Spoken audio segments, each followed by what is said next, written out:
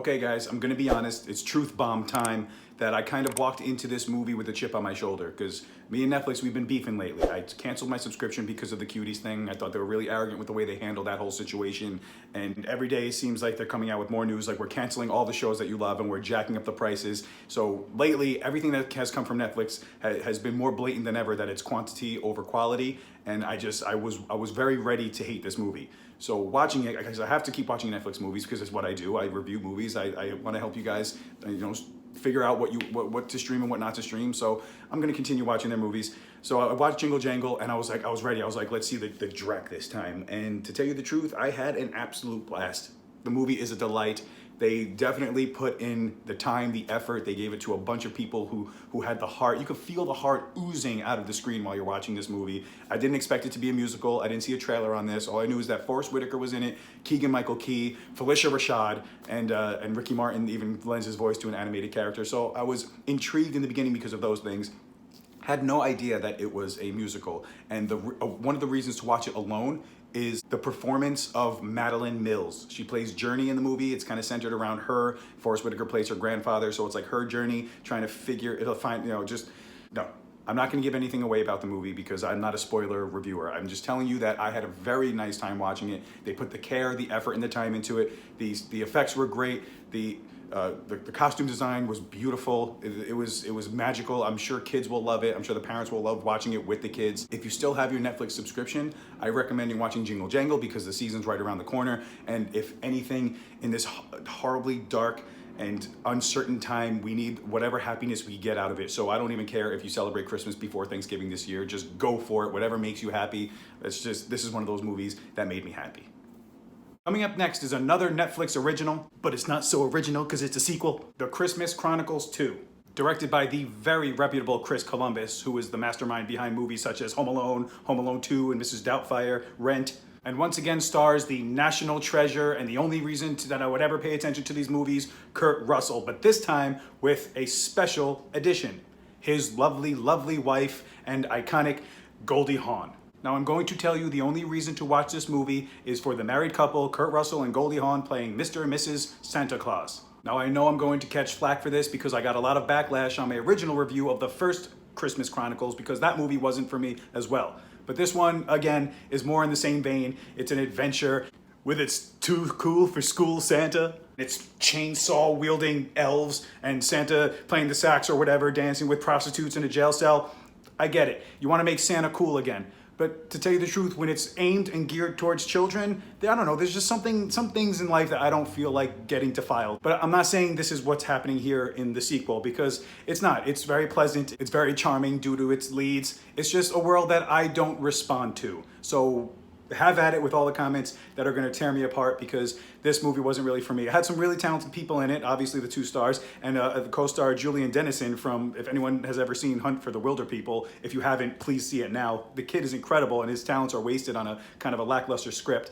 But the movie had great special effects. It had performances that were just fine. It's just the script.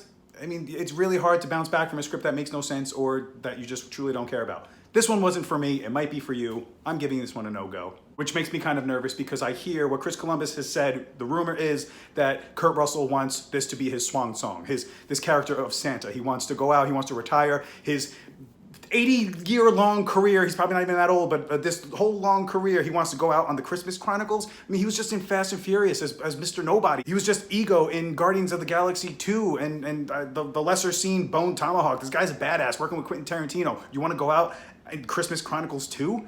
But whatever, it's cool. He looks like a great Santa. He makes a great Santa. If him and his wife could have a good time making movies for their grandchildren and ride off into the sunset like that, God bless you, sir. You've given me decades worth of incredible content, and I thank you. I hope you do more, but if you don't, I thank you. Next up on the list of brand new 2020 Christmas movies that I've watched is Happiest Season. Happiest Season, as described by IMDb, is a holiday romantic comedy that captures the range of emotions tied to wanting your family's acceptance, being true to yourself, and trying not to ruin Christmas. It stars Kristen Stewart and Mackenzie Davis. But let's be honest, we all really just saw this movie for Dan Levy. I mean, come on. The LGBTQ icon and the co-creator of Schitt's Creek and who's responsible for one of the best characters on TV to ever grace our screens. David, I mean, yeah, sign me up. But my take on this movie might not be the same as others. I know a lot of people who really enjoy this movie, but to tell you the truth, I didn't like it that much. I thought it was cute. I thought it was cozy. I thought it was a nice Christmas movie. It had all the bells and whistles of a holiday season Christmas classic. I didn't think it was that funny. I thought it was kind of a lackluster Meet the Parents.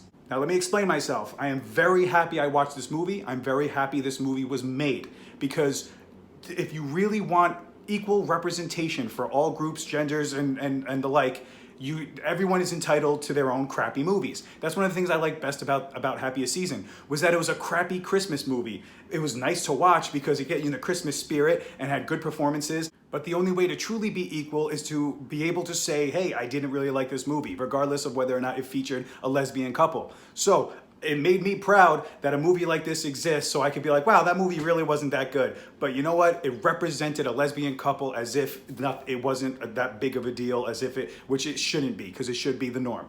Congratulations, society. We made it to a point where a lesbian couple could be featured in a big romantic comedy holiday movie that's being pushed to the masses. It only took 2,000 years, but we're making progress. A lot of work to do, but we're making progress. That being said, the movie itself, it had a Meet the Parents vibe where I was kind of like Kristen Stewart's character, like, why are you with Mackenzie Davis? She's clearly not listening to you or watching all this stuff, the horror that you're going through. And so it was really frustrating to me, and that kind of thing just ain't my bag, baby. So you guys might enjoy it. I'm sure it's gonna make you feel all like warm around Christmas, but it just wasn't for me. And I can't end this review without giving a special shout out to Mary Holland, who plays the character Jane. She's the kind of quirky sister. Just watch the movie for Jane. Her character was phenomenal. And last but not least, on the newest Christmas movies to come out in 2020, there's FATMAN. Is it weird that I low-key love this movie? I mean, it's unconventional, it's gritty, it's bloody, but it's not gratuitous. It's kind of like a grindhouse film you could watch with your family. I know, it's an oxymoron. Obviously, I don't want you to watch it with your kids. I'm just putting it in terms for people like me who hate gratuitous violence and gore and horror, that someone like me can absolutely enjoy it, not be scared, and appreciate the gritty world that they built here. Because that's what I really, really enjoyed, was the pacing, the atmosphere, the tone. It was so cool to take an old legendary story like Santa Claus and put a completely new spin on it. Mel Gibson plays a grizzled, seemingly immortal and extremely strong Santa who's just trying to save his dying business, because his business is dying because people are more and more crappy these days. They lost their spirit, they lost their beliefs. He's handing out more coal than toys, so he has to resort to certain measures like working with the government to utilize his elves and his factory to just pay the bills. It's a badass Santa with an even more badass Mrs. Claus, portrayed by the wonderful Marianne Jean-Baptiste, who's pulling a bullet out of Santa's side while telling him, you need to buck up, we need to get stuff done. So the plot of the movie is Santa's handing out more coal than toys, and while Santa's dishing out the coal to all the bad children, he happens to hand it off to a very rich, very spoiled, very awful young child who embodies all that is horrible in this world when it comes to being selfish and sadistic and depraved.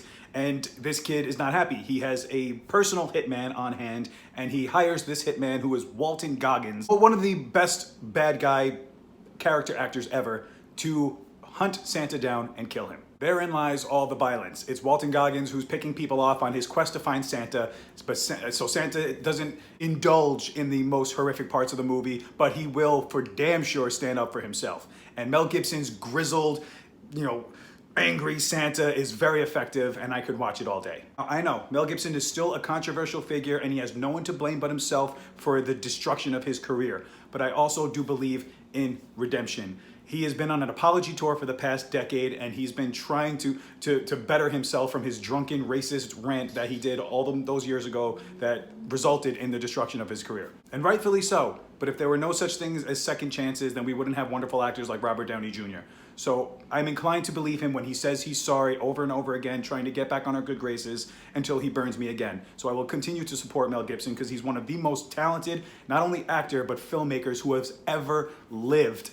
and people make mistakes. Alcoholism is a real thing. I know people who suffer from it. So that being said, this movie really stayed with me and I really enjoyed it. So let me know how you feel about my list of 2020 Christmas movies, and if you like them yourself, drop down in the comments below. But please remember to hit the subscribe button and turn a little bell on for notifications. And if you want to share it with people who are interested about these movies, go ahead and share it too. Either way, stay tuned for my top 5 Christmas movies that gets me into the Christmas spirit video coming soon.